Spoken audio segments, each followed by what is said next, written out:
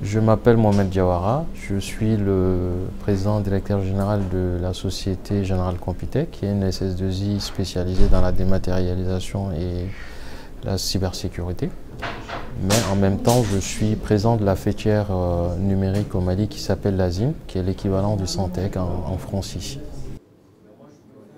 L'objectif de cette visite, c'est de créer un pont, une passerelle entre l'écosystème numérique en Occitanie et le Mali, dans le cadre du développement de nos PME-PMI, mais aussi de découvrir un peu ce qui se passe dans l'écosystème en Occitanie.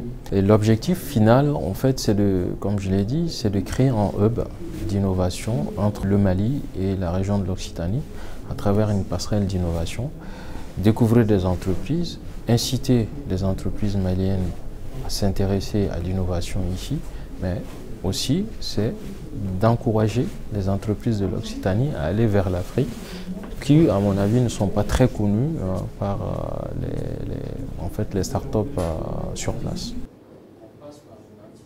Quand on parle de l'Afrique, l'ADN c'est le mobile money, mais il y a d'autres innovations qui vont au-delà de le mobile money. Nous avons nos réalités et beaucoup de jeunes arrivent à adapter en fait des produits, des offres numériques par rapport à la culture locale. En France, il n'y a pas de... Pour vous donner une idée, on ne connaît pas les guichets uniques. En fait, tout ce qui est plateforme de dématérialisation des chaînes logistiques. Ça, c'est des choses où vous verrez qu'en Afrique, on a déjà réalisé. Hein. Il y a belle lurette. Donc, je pense qu'on a à apprendre aussi à nos startups tout ce qui concerne le supply management, la digitalisation du supply management. Deuxième chose, ce n'est pas nouveau, mais je vois qu'il y a plus de use cases, de cas d'usage aujourd'hui dans le domaine de la géolocalisation, le pilotage du cadastre. Je suis sûr que la blockchain aura beaucoup d'usages dans l'avenir au niveau de l'Afrique par rapport à la traçabilité, plus qu'en Europe, parce que l'innovation a atteint une certaine limite. Les cas d'usage sont très très rares. Et l'exploitation de la data aussi, c'est vrai qu'actuellement c'est timide, mais quand vous regardez l'animation des réseaux sociaux, il y a plus d'Africains aujourd'hui qui sont sur les réseaux sociaux. Et pour moi, c'est là où il y a l'océan des données. Je crois aussi qu'il y a beaucoup d'avenir dans la télémédecine par rapport aux défis d'infrastructure. Et puis, le taux de démographie est galopante en Afrique. L'accès aux devices, on a plus aujourd'hui, quand vous regardez, c'est 2 portables par personne en Afrique. Donc ça, voilà quelques éléments que qui sont assez révélateurs pour moi concernant l'avenir du numérique en Afrique. Dans le cadre de ce projet, nous avons identifié des acteurs, des opérateurs majeurs, notamment au niveau du Mali. En fait, tout ce qui est formation à la création d'entreprises, les fonctions d'entreprise, les finances, la compta, le marketing, ce seraient des acteurs locaux. Les formations sur la posture entrepreneuriale, ça serait une entité que le MEDEF nous a proposée, en tout cas.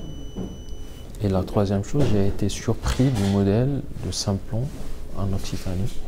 Et ça nous intéresserait de travailler avec eux sur le développement d'une industrie, en tout cas les différents métiers numériques pour dispenser des formations au niveau des jeunes.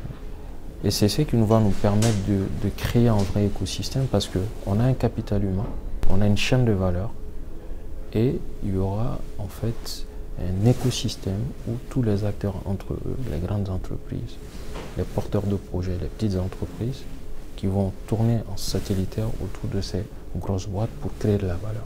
Donc ça va nous permettre de créer une chaîne entre grandes entreprises, petites entreprises et les startups. C'est un pèlerinage numérique que je suis en train de faire. J'étais à Paris, j'ai vu l'Occitanie, mais je suis tombé amoureux de cette partie de la France que je ne connaissais pas. Donc je me dis, je commence une une belle histoire avec la région.